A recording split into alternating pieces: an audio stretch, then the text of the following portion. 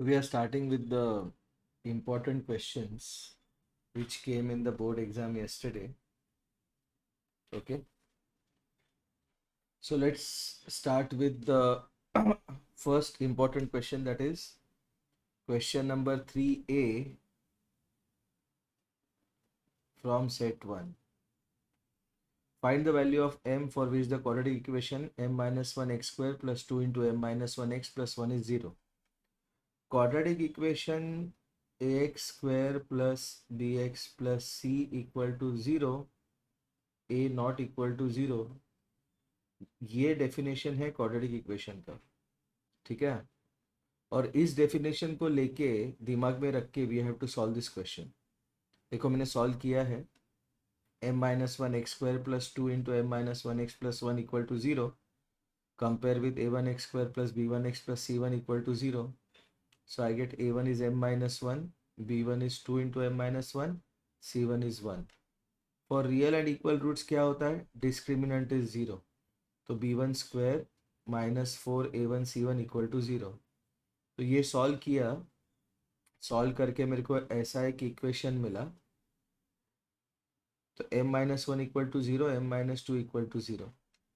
तो बहुत सारे बच्चों ने शायद ये आंसर लिखा होगा m इक्वल टू वन और m equal to two, which is a wrong answer.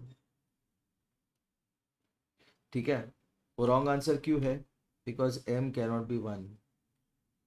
Y m cannot be one?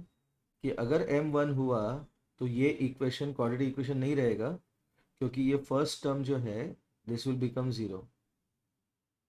One minus one into x square, तो ये लीनियर इक्वेशन बन जाएगा. Therefore the answer is only m equal to two. Second question देखते हैं इसी का और वाला, वो भी अच्छा क्वेश्चन है. बहुत सारे बच्चों को डिफिकल्टी जाती है इस तरह के क्वेश्चन में. Root three x square plus ten x plus seven root three is zero. ठीक है, तो root three x square plus ten x plus seven root three is zero, इन दोनों का प्रोडक्ट लेना है. Root three into seven root three, root three into seven root three is three into seven which is 21. और three और seven इसके factors अगर है तो 10 उनका सम है. तो इसको स्प्लिट किया, three x plus seven x. Three x को root three x square plus three x क्या है? Root three into root three x plus seven x plus seven root three equal to zero. तो ये दो terms में root three x common आ गया, x root three common आ गया, और एक्स प्लस रूट थ्री बचा. तो x root three plus seven या एक्स प्लस रूट थ्री. तो इसका एक रूट होगा minus seven by root three, दूसरा रूट होगा माइनस रूट थ्री. ठीक है, फाइन. नेक्स्ट क्वेश्चन जो बहुत सारे बच्चों को डिफिकल्ट गया is this question. In figure one a triangle A B C with angle B is equal to 90. ये 90 दिया है. Is shown taking A B as diameter a circle has been drawn intersecting A C at point P. ठीक है, ए सी एक line है, उसको P पे intersect किया. Prove that a tangent on at P bisects B C. Bisect B C मतलब this is equal to this. अभी देखो ये प्रूव करना है कि बी क्यू इक्वल टू, क्या प्रूव करना है? B Q equal to Q C. इसमें सबसे पहले ये क्लिक होना चाहिए कि Q is a point outside the circle. तो इससे जो दो टेंजेंट जाएंगे क्यू पी और क्यू बी, ये इक्वल है because P Q is a point outside the circle. तो ये दो इक्वल है, ये मुझे पता है. This is equal to this. If I am able to prove that, if I am able to prove that QP is QC, तो मेरा काम हो गया. ठीक है, तो मुझे सिर्फ अभी ये प्रूव करना है QP equal to QC. QP equal to QC prove करना है, मतलब क्या प्रूव करना है? कि this angle is equal to this angle. ठीक है, ये दो एंगल इक्वल है. अगर ये दो एंगल इक्वल प्रूव कर दिए मैंने, तो then by isosceles triangle theorem, okay, I will be able to prove that QC is equal to QP. तो to prove that QP equal to QC it is enough to prove that angle QPC is equal to angle QCP। ये prove किया, enough है। ठीक है, तो इसका proof देखते हैं। कंस्ट्रक्शन है जॉइन बीपी। क्या है कंस्ट्रक्शन? Join BP. ये बीपी जॉइन कर दिया मैंने। ठीक है, अभी ये एंगल 90 है, तो इसलिए ये जो एंगल है पूरा ये 90 है। इसको नाम दिया x, इसको नाम दिया y, so I get x plus y equal to 90। ये पहला इक्वेशन आ गया मेरा। ठीक है, वैसे ही ये एंगल 90 है, तो w plus z is 90। x plus y 90 आ गया मेरा,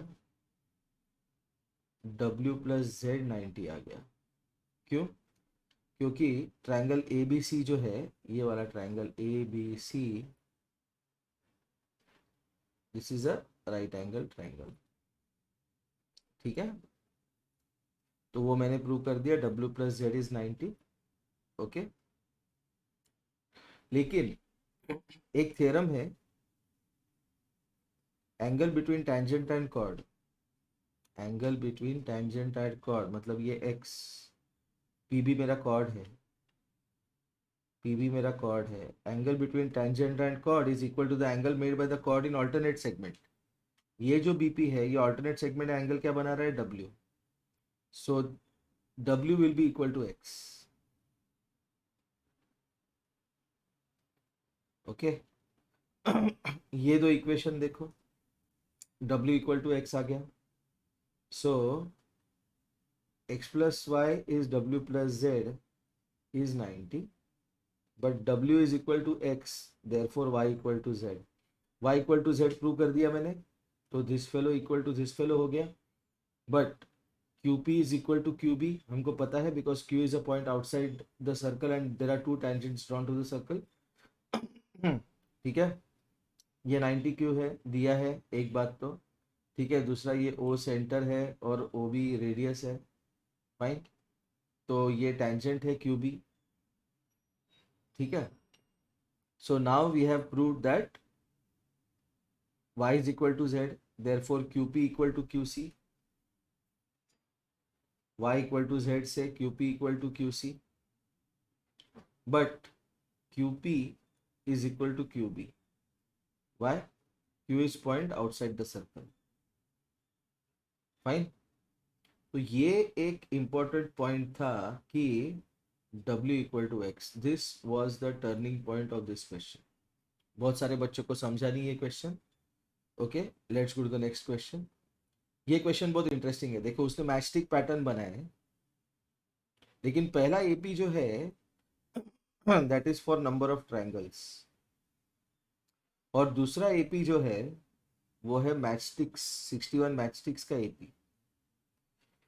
ठीक है, तो पहला एपी जो है, फिगर 1 में ट्रायंगल कितने बने? 4। देखो, फिगर 1 में ट्रायंगल बने 4, 1 2 3 4। फिगर 2 में 1 2 3 4 5 6। फाइन, वैसे फिगर 3 में बने 8। तो इसका एपी कैसे चलेगा? ये बनेगा मेरा A1, ये A2, ये A3। ठीक है, तो D क्या होगा? 6 माइनस 4 विच इज 2, आ गया मेरा 2। ठीक है, तो nth टर्म ऑफ एपी क्या होता है? A1 plus n minus 1D। A1 मेरा 4 है, plus n minus 1 into 2 which is 4 plus 2n minus 2 which is 2 plus 2n। ये बन गया मेरा nth टर्म। अभी नेक्स्ट क्वेश्चन क्या है? नेक्स्ट पार्ट है मैचस्टिक का एपी। ओके, तो पहले वाले में कितने मैचस्टिक लगे? पहले वाले में मैचस्टिक कितने लगे? 4 ट्रायंगल में लगे 8 और एक स्क्वायर में लगे 4। तो पहले ट्रायंगल में मैचस्टिक लगे 12। दूसरा जो, पहले फिगर में, नॉट ट्रायंगल, दूसरा जो फिगर है उसमें ट्रायंगल कितने बने? 3 4 5 6। मतलब ट्रायंगल ने खाए 12 मैचस्टिक। इसके अलावा 3 4 प्लस 3 7। तो दूसरे में बने 19 मैचस्टिक, 19 मैचस्टिक लगे। तीसरे में कितने लगेंगे देखते हैं। ट्रायंगल कितने बने, 3 3 6 2 8, मतलब 16 मैचस्टिक ट्रायंगल ने खाए। और ये 1 2 3 4 5 6 7 8 9 10, 26। तो 26, तो ये है मेरा A1, ये है मेरा A2, ये है मेरा A3। तो D क्या होगा, 19 माइनस 12 7। ओके, और A1 है मेरा 12, A1 मतलब फर्स्ट टर्म। तो मुझे चाहिए ऐसा AN जो 61 है। तो 61 इज इक्वल टू 12 प्लस n minus 1 7। 61 minus 12 is 49 is equal to n minus 1 into 7। तो n माइनस 1 क्या बनेगा, 49 upon 7 which is 7। So therefore n is equal to 8, मतलब एट्थ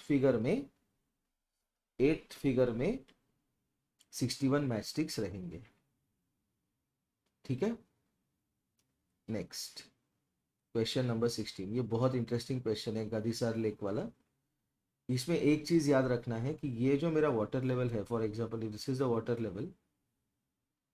वाटर लेवल से जितना ऊपर होगा वो, उसने दिया है Gadisar lake is located in Jaisalmer district Rajasthan, it was build by king जैसे blah blah blah, that is not important. ठीक है, the lake has many chhatris, one of them is shown below. Observe the picture from a point A h metre above from water level. ये h metre above है water level से, और यहाँ से छतरी है, मतलब छतरी जो है, छतरी देखो, छतरी यहाँ पे है, मतलब पानी में कुछ बना है, उसके बाद ऊपर h हाइट है, उसके बाद छतरी है। तो पानी से जितना ऊपर होगा छतरी, उसका इमेज उतना ही नीचे होगा, ये इंपॉर्टेंट है। वाटर रिफ्लेक्शन जितना ऊपर उतना नीचे। जैसे मिरर में, मिरर इमेज में कितना होता है, क्या होता है कि as far you are in front of the mirror you seem to be that much far behind the mirror. ठीक है, तो ये कॉन्सेप्ट इंपॉर्टेंट है। तो इसका दिया है कि point A is h metre above water level, angle of elevation दिया है छतरी का, और एंगल ऑफ डिप्रेशन दिया है इमेज का। ठीक है, तो एंगल ऑफ डिप्रेशन जो है वो बड़ा होगा, दिया है 60 डिग्री, तो बड़ा ड्रॉ करना है। तो यहीं से हमें क्लिक हो जाता है कि this is the height of the छतरी। ये बी पे छतरी है मेरा, हाइट ऑफ छतरी अबव वाटर लेवल कितना है, 10। तो हाइट ऑफ इमेज और depth of image below water level कितना होगा, 10 मीटर। ठीक है, तो मैंने क्या किया मैंने लिया a is the height of छतरी अबव ए। ठीक है, तो मुझे एक इक्वेशन मिला, a plus h equal to 10। Fine, उसके बाद अभी देखो क्या किया मैंने यहाँ पे। तो इस ऊपर वाले ट्रायंगल में जब मैं tan 45 लगाता हूँ, तो I get this fellow also as A. Okay, ये क्यू ए जो है मेरा ए आ जाता है, बिकॉज राइट एंगल ट्रायंगल जो आइसोसेलिस है, ये 45 है तो ये भी 45 है, तो ये ए है तो ये भी ए है। You can use tan A also, tan 45 also, जो मैंने यूज़ किया है tan 45। ठीक है, उसके बाद tan 60 क्या है मेरा, tan 60 क्या है मेरा, क्यू सी। लेकिन क्यू सी क्या है, h प्लस 10। तो tan 60 क्या है, h plus 10 upon A which is √3। तो मेरे पास दो इक्वेशन है, तो मैं लिखता हूँ h plus 10 upon A is 10 minus h is √3। तो h plus 10 upon 10 minus h equal to √3, ये इक्वेशन मिला मुझे। अभी इसको सॉल्व कर रहा हूँ मैं। h plus 10 is equal to √3 into 10 minus h. h plus 10 is 10√3 minus h√3। तो h को मैं लेफ्ट में लेके गया, h plus h√3 is 10√3 minus 10। अभी इसको 10√3 माइनस 10, 10 कॉमन ले लिया।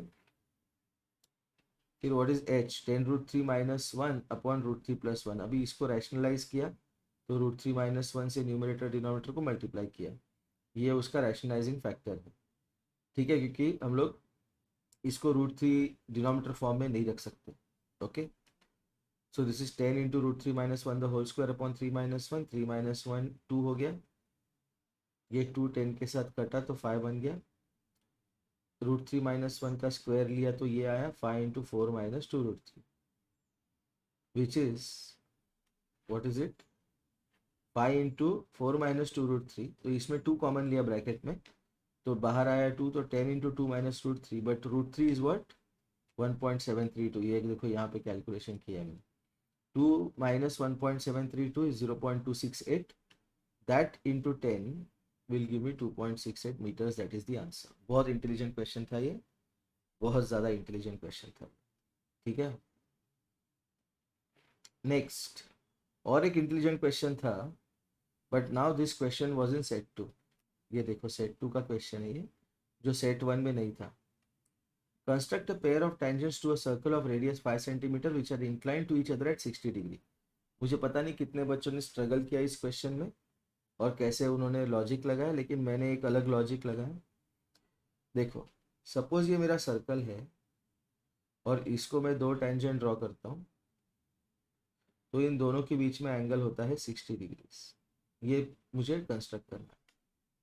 Okay, so what I do is, मैं ये लॉजिक लगाता हूँ कि ये वाला एंगल और ये वाला एंगल सप्लीमेंट्री है। क्यों? बिकॉज आइडियली देखेंगे तो ये साइक्लिक क्वाड्रिलेटरल होता है। अगर ये P point outside the circle, A is point and B is point on the circle, तो ये दो 90 है, तो इसलिए इन दोनों का सम P और O, angle P and angle O का सम कितना होता है 180, तो इसलिए ये बना मेरा 120। तो मैंने क्या किया, मैंने पहले सर्कल ड्रॉ किया, सर्कल ड्रॉ किया, सर्कल के बाद मैंने OA ड्रॉ कर दिया। OA पे मैंने O को रख के कंपास ये वाला आर्क बनाया। उसी लेंथ से 2 आर्क्स मैंने काटे। ठीक है, उसी लेंथ से, तो मुझे ये एंगल क्या मिला 120, तो मैंने फिर ये वाला रेडियस बनाया। अभी मैंने क्या किया, इस पे परपेंडिकुलर ड्रॉ किया। कैसे परपेंडिकुलर ड्रॉ किया, मैंने एक आर्क बनाया। ठीक है, फाइन, यहाँ से उसके लेंथ के 2 आर्क्स बनाए और बाद में यहाँ से ये वाले और ये वाला आर्क बनाया, तो ये पॉइंट मिला, तो मैंने ये AP ड्रॉ किया। ओके, मतलब मैंने ये 120 ड्रॉ किया था, ये 60 है, ये वाला पार्ट 60 है, दिस इज ऑल्सो 60, तो 60 वाले एंगल को मैंने बाइसेक कर दिया। ठीक है, आर्क को बाइसेक किया बेसिकली, तो बाइसेक करने के बाद ये वाला पार्ट मुझे 30 मिला। फाइन, तो 60 + 30, ये 60 था, ये 30 है, 60 + 30 इज 90, तो now I get this particular रे, ऐसे रे जाएगा वो। सिमिलरली मैं यहाँ पे परपेंडिकुलर ड्रॉ कर रहा हूँ, तो मैंने क्या किया था, I drew a perpendicular eight A, वैसे B पे परपेंडिकुलर ड्रॉ किया, मैंने आर्क ले लिया,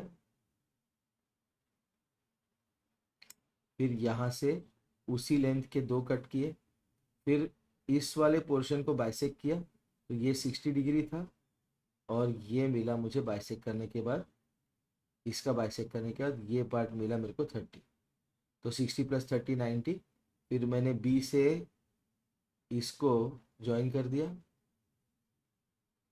उसने कट किया इस वाले रे को P पे, तो ये बना मेरा 60 डिग्री का एंगल। ओके, फाइन, अभी और एक क्वेश्चन देखते हैं। ठीक है, एम्बैंकमेंट वाला। A well of diameter 5 metre is dug 24 metre deep. The earth taken out of it has been spread evenly around it in the shape of a circular ring of width 3 meter to form an embankment। embankment क्या होता है, ये जो well है समझ लो, ये well मैंने खोदा, उसके बाजू में जितना मड आया वो रख दिया। ठीक है, और उसका बनाया मैंने एक सॉर्ट ऑफ एम्बैंकमेंट, मतलब वेल के बाहर जमीन पे इस तरह का स्ट्रक्चर दिखेगा। ठीक है, तो अभी इसमें ये चीज याद रखना है, पूछा क्या है, हाइट ऑफ एम्बैंकमेंट, तो जितना अर्थ या मड वेल से निकला उसी को आजू बाजू में फैला दिया, और इसका विड्थ जो है वो विड्थ दिया 3 मीटर्स। तो जो वॉल्यूम यूज हुआ मड का, उस वॉल्यूम में हमें एम्बैंकमेंट मिला, लेकिन एम्बैंकमेंट का सेंटर जो है उसमें वेल होने की वजह से वो सेंटर मड से फिल नहीं, मतलब एम्बैंकमेंट के वॉल्यूम से तो एम्बैंकमेंट का सिलेंडर जो है ये सिलेंड्रिकल बनेगा एम्बैंकमेंट, उसके सिलेंडर में से वेल के उतने ही हाइट का सिलेंडर हमें माइनस करना है। ठीक है, दैट इज द कॉन्सेप्ट। तो d is diameter of well, r is radius of well, h is the depth up to which the well is dug, v1 is volume of earth dug out from the well, which is pi r square h. For embankment, w is width of embankment, which is 3 meters, r1 is radius of embankment. अभी radius of embankment क्या होगा? देखो, अगर ऊपर से देखेंगे तो ये दोनों कॉन्सेंट्रिक सर्कल्स हैं, इसका विड्थ 3 है और इसका रेडियस 5/2 है। तो बाहर का जो सर्कल है उसका रेडियस कितना होगा? 5/2 प्लस 3, 3 2 6 प्लस 5, 11/2। ठीक है, हाइट ऑफ एम्बैंकमेंट चाहिए। तो V2 क्या है? Volume of earth used in embankment. Okay fine, which is volume of earth dug out from the well. Okay fine. V3 क्या है? Volume of cylinder of embankment. मतलब ऐसे समझ लो कि वो सिलेंडर जो है एम्बैंकमेंट का वो पूरा सॉलिड सिलेंडर है, उसमें से volume of cylinder of well left out मैं माइनस करूंगा, पाई आर स्क्वायर एच। ये जो वेल है ये वेल ऐसा डीप है, इसके बाजू में बना एम्बैंकमेंट। ठीक है, और ये यहाँ पे जो हाइट है इतना मेरे को अर्थ या मड यूज हुआ, तो वो वेल जो है अंदर वो वेल हॉलो है एम्बैंकमेंट के बीच में, इसलिए वो हॉलो वाला सिलेंडर जो है उसका वॉल्यूम माइनस करना है। ठीक है, तो V2 क्या है? Volume of earth used in embankment क्या होगा? It is V3 minus V4। What is V3? Volume of cylinder of embankment, और उसमें से वो हॉलो वाला पार्ट माइनस किया, which is pi r square h. ठीक है ना? तो ये बेसिकली H नहीं है, ये H1 है, क्योंकि H क्या लिया है मैंने? Depth up to will the well is dug. H मेरा वेल का डेप्थ है। ठीक है, तो it is pi into H1 into R1 square minus R square. Okay, और ये जितना वॉल्यूम यूज हुआ that is volume of earth dug out, मतलब pi r square h is pi H1 into R1 square minus R square. तो ये calculation देखो इसका कितना सिंपल कर दिया मैंने। आर क्या है मेरा? 5/2। ठीक है, तो कैलकुलेशन देखो, 5/2 का square into depth of well 24 is equal to H1 जो मुझे फाइंड करना है, इंटू रेडियस ऑफ एम्बैंकमेंट का square minus radius of hollow का स्क्वायर, और इसमें लगाया मैंने a square minus b square. तो this is 25/4 into 24 is H1 into a square minus b square क्या होता है? A plus b, 11/2 plus 5/2 into a minus b, 11/2 minus 5/2 which is 16/2 8, 11 minus 5 6/2 3, H1 into 8 into 3, 8 3 सा 24, ये इसके साथ cancel हो गया, तो डायरेक्टली मुझे मिला H1 इज 25/4 विच इज 6.25। ठीक है, ओके। और एक क्वेश्चन देख लेते हैं जो थोड़ा सा इंटरेस्टिंग है। Okay, Sn is n into 4n+1 then find the AP। तो इसमें बहुत सारे मेथड है करने के, मैं थोड़ा अच्छा मेथड कर रहा हूँ। Sn is n into 4n+1. So what is S1? Sum of first term, that is 1 into 4 plus 1, which is 1 into 5, which is 5। तो ये बना मेरा A1। ठीक है, उसके बाद S2 क्या होगा? 2 into 4 into 2 plus 1, which is 2 into 8 plus 1 9, which is 18। लेकिन S2 क्या होता है? Sum of first two terms A1 plus A2, which is 5 plus A2, which is 18। तो A2 बना मेरा 13, सेकेंड टर्म बना 13। Then find the AP। क्या होगा मेरा AP? AP होगा first term is 5, second term is 13, तो D क्या होता है? A2 minus A1 which is 13 minus 5 which is 8। ठीक है, ये बना मेरा कॉमन डिफरेंस। तो मेरा AP क्या होगा? 5 13 13 plus 8 21 29, so on and so fourth. This is the answer. Okay. बाकी के सॉल्यूशंस मैं आज शाम तक पोस्ट करने की कोशिश करता हूँ या फिर कल सुबह पूरे पेपर के सॉल्यूशन पोस्ट करता हूँ. फॉर द टाइम बीइंग ये सबसे इंपॉर्टेंट क्वेश्चंस थे जिसके सॉल्यूशन मैंने अभी पोस्ट कर दिए. ठीक है. Thanks a lot. All the best for your science paper.